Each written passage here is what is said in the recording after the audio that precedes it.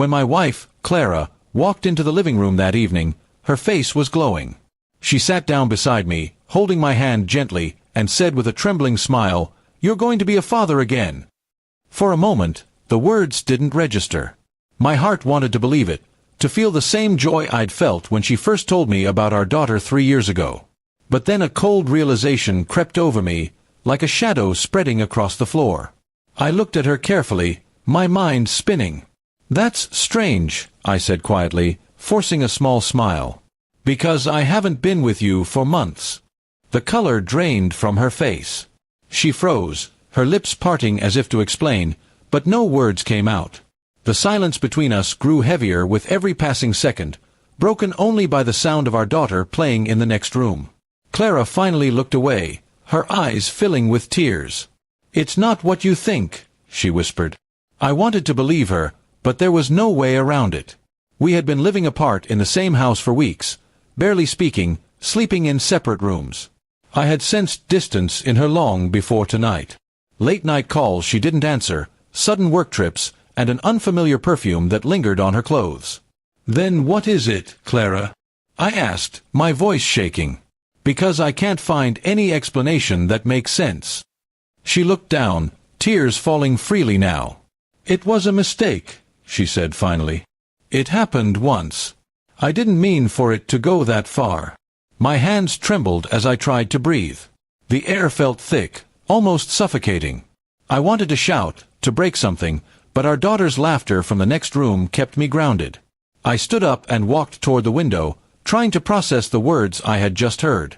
The world outside looked the same, calm, peaceful, but mine had just shattered. Clara followed me, crying harder now. "Please, Michael," she begged. "I didn't plan this. I didn't want to hurt you." Her words echoed in my head like a haunting melody. I turned around slowly. "But you did," I said quietly. The next few days were unbearable. We barely spoke, moving around each other like strangers. She tried to make things seem normal for our daughter, but I could see the guilt in her every move. One evening, after putting our little girl to bed, I asked Clara to sit down. I had made up my mind. "I can't keep pretending everything's fine," I said. "I'll take care of our daughter, but we can't stay like this." Her eyes widened. "You're leaving me?" she asked in disbelief. "No," I said firmly. "You left me months ago when you chose someone else." She broke down completely, apologizing over and over, but the trust that once held us together was gone. I packed my things that night and moved in with my brother temporarily. I needed space, for my sanity and my dignity. Days turned into weeks. Clara kept texting me, asking me to come home, saying she wanted to fix things. But how could I raise a child that wasn't mine and live a lie every day? My brother told me to take a DNA test when the baby was born, but deep down, I already knew the truth. The betrayal was written in her eyes the night she confessed. Months later, Clara gave birth to a baby boy. I didn't go to the hospital. She sent a message with a picture, saying, "He has your smile." But I could see the difference even in that photo. The boy looked nothing like me. My heart broke again, but strangely, I also felt peace, because I knew I had made the right decision walking away. After some time, I filed for divorce. Clara didn't fight it. She only asked one thing, that I'd still be part of our daughter's life. That, I promised her. My little girl was innocent in all this, and she deserved both parents, even if we could never be together again. A year later, I had rebuilt my life.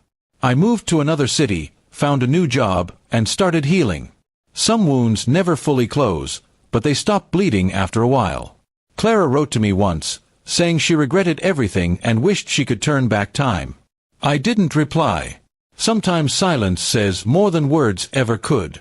Whenever I visit my daughter, I see Clara too. She looks tired, older, and quieter. I don't feel anger anymore, just pity. She lost more than she realized. She destroyed a home, a trust, and a love that could have lasted a lifetime. People say forgiveness sets you free, and maybe that's true.